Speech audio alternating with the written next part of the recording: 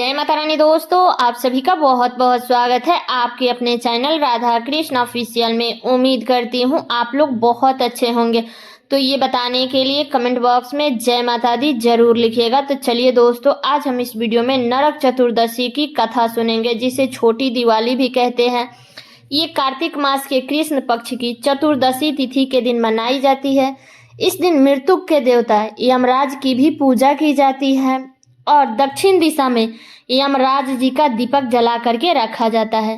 दक्षिण दिशा में यम का दीपक जलाने से यम देवता आपके परिवार के लोगों को अकाल मृत्यु से बचाते हैं।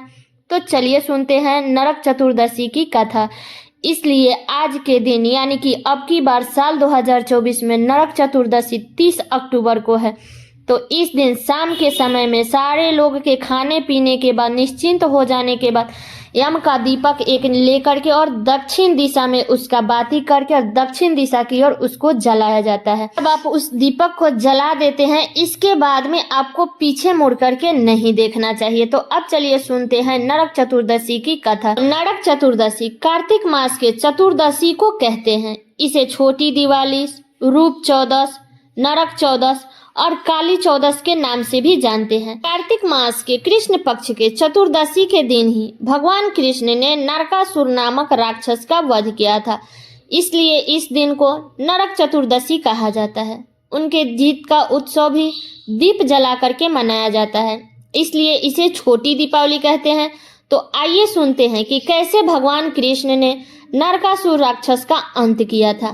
तो पौराणिक कथा के अनुसार भगवान कृष्ण अपने पत्नियों के साथ द्वारिका में रहते थे।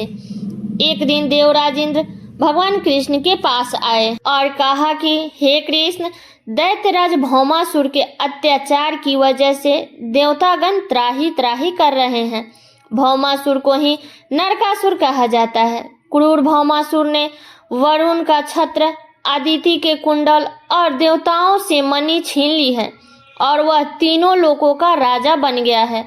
भौमासुर ने पृथ्वी का भी हरण कर लिया है और उनको बंदी गृह में डाल दिया है। कृपया करके इन तीनों को उस क्रूर राक्षस से बचाइए। तब देवराज इंद्र की बात सुनकर भगवान कृष्ण अपनी पत्नी सत्यभामा के साथ गरुड़ पर सवार होकर प्रयाग ज्योतिषपुर में पहुंचे, जहां क्रूर भौमासुर रहता था। भगवान कृष्ण ने पहले अपनी पत्नी की मदद से मूर नामक दैत्य के साथ उसके 6 पुत्रों का वध कर दिया।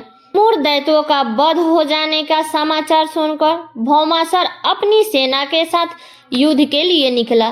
भौमासुर को श्राप था कि वह किसी स्त्री के हाथ मारा जाएगा, इसलिए भगवान कृष्ण ने पत्नी सत्यभामा को सारथी बनाया और युद्ध के अंत में सत्यभामा की मदद से भौमासुर का अंत कर दिया।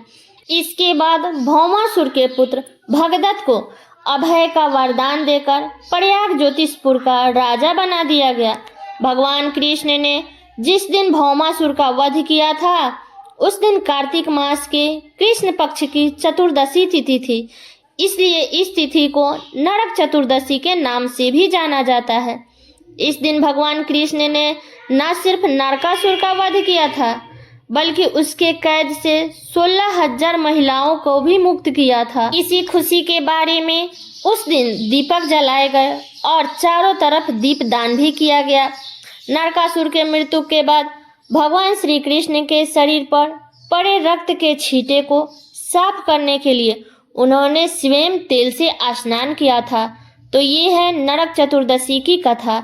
तो कैसा लगा ये कथा आप लोग कमेंट करके जरूर बताइएगा। चैनल पे नए हैं तो सब्सक्राइब कर लीजिएगा, बेल आइकन को प्रेस कर दीजिएगा, जिससे मेरे वीडियो का नया नोटिफिकेशन आप सभी के पास में सबसे पहले पहुंचे। और वीडियो को लाइक कर दीजिएगा, क्योंकि आपके एक लाइक से मुझे बहुत ही मोटिवेट मिलता है। तो वीडियो को लाइक कर दीजिएगा और वीडियो को शेयर कर दीजिएगा, ताकि हर कोई आज 30 अक्टूबर नरक चतुर्दशी के दिन इस कथा को सुन सके। तो चलिए दोस्तों, मिलती हूँ अगले वीडियो में किसी नए वीडियो के साथ में। तब तक के लिए नमस्कार।